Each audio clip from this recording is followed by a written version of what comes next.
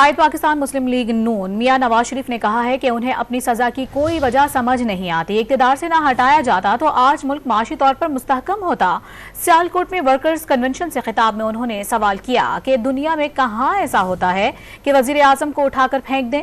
ایسا ہی چلتا رہا تو ملک کیسے چلے گا؟ یک کیا ہوتا ہے کسی کو بالکل ایسے جیسے کلہاڑا چلا دیا, اچھا بھلا ہنستا بستا ملک اجاڑ دیا.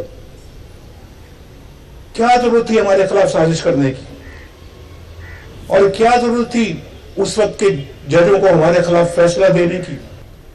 اور ایسے بندے کو لے آتے ہیں جس کو سوائے گالی کے اور کچھ کرنا ہی نہیں آتا. ہم نے خود اپنے ملک کو پٹری سے وہ اکھاڑا ہے. ہم بار بار غلطیاں کرنے کے متحمل نہیں ہو سکتے.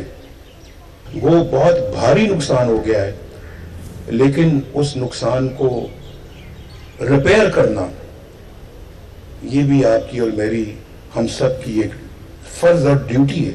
تو انشاءاللہ از طرح نو تعمیر کریں گے پاکستان.